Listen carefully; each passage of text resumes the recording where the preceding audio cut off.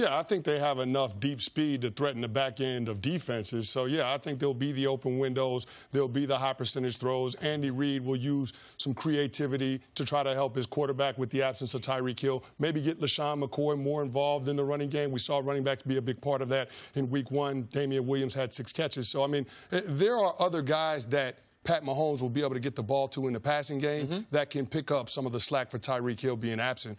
What I'm most concerned with this Chiefs team is not Tyreek Hill and what happens on the offensive side of the ball without him. It's the defensive side of the ball. Of course. And I know that those concerns are going to be there throughout the course of the year. But if you look at that team last year, I think the book is out on them in terms of the formula to have success against that Chiefs team. It's to play keep away against that offense. The best defense for that offense is to make sure that they're not on the field.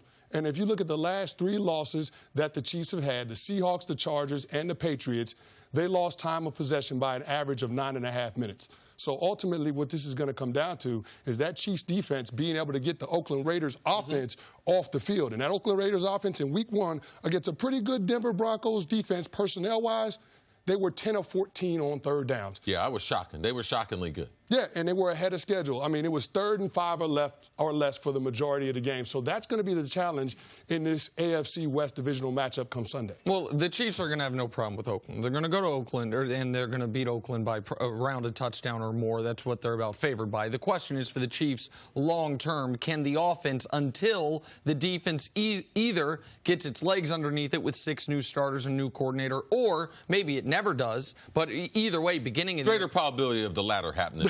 Well, can I ask, let's talk about that for a second. Let's talk about the offense. Let me ask you this. Is there any other team in the league that could bring in 6 or 7 new defensive starters, a new defensive coordinator, and we would just say, flatly, well, obviously the defense is going to be terrible again? Or is it just because we know the offense is going to be great in Kansas City, so the question is on the defense, so we act like it's not a question, it's an answer, that a team with drastically new personnel, with a new coordinator, is going to be the same? All I can do is be responsible for myself. If there was another elite team that was unbalanced the way Kansas City is, and they had 6 new starters on their defense, and I only like 2 of those starters. I don't like the other 4. They knew, but they haven't had great success in the last couple of years. Their defensive coordinator, there's question marks about how good he is. Yes, I would be doing it. It just happens that it's your team in Kansas City. But that's what I would be doing. Okay, that's fine. But it has nothing to do with that it's my team in Kansas City. It has to do with the fact that we are told every year, don't overreact to week 1. We are told every year, Coach Mangini says it seemingly months on end, that you are not going to be at the end of the season the team you are at the beginning of the season. You do not pick up where you left off the previous year, and yet every discussion surrounding the Chiefs has been, well, the defense is going to be just awful once again. I don't know. Why? Because most of my career I played on a team with all offense. And every time I got to the podium, they was like, hey, Chris, what about the D? I don't work over there. I don't do stuff over there. But that was the challenge when I was on a team like that. That's the challenge for any team that's not balanced like the Chiefs. So it's not personal. This is something that I personally went through, and the Chiefs and the Andy Reid. It's legitimate. The reason why we're talking about their offense, because there ain't nothing to talk about the defense. There ain't no hardcore nothing. All we can say, Spagnuolo, when he has faced New England, they've put pressure on him. Anything else, you can make a case for Frank Clark, all right, as far as will he improve? I can say he's just as same talent as the guys who just left. So they didn't improve in that area. Secondary-wise, how did they improve? Linebacker, how did they improve?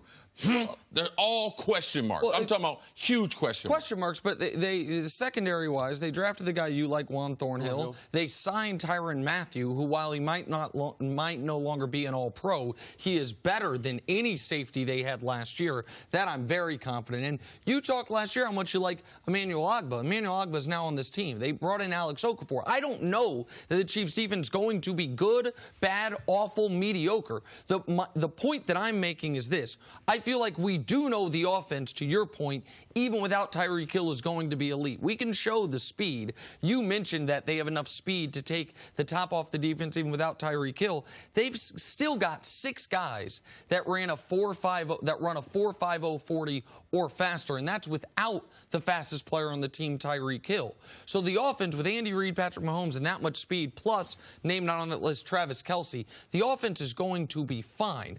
And we will see. And this week will be an example. You mentioned Oakland was better than a lot of us expected them to be in week 1. I think on both sides of the ball, to be honest with you, even though they're playing a Joe Flacco-led Broncos team as far as what their defense did. And so there's going to, I don't know how. About that life. Right. I don't know how explosive that offense is going to be.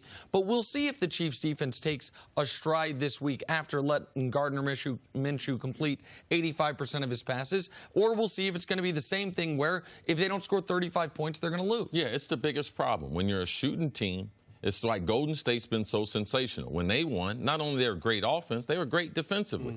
I've been on teams like Kansas City, and year after year, people ask me the same thing, Jenna. Your defense getting better. I say, man, we got 5 new starters. We got new defensive coordinator. What ends up happening? They end up giving up 30 or something once we get in the playoffs or late in the season. So I think it's fair. People ask me my whole career. I've been on TV asking, I think Kansas City, the questions are how your defense, not how's your barbecue. All right?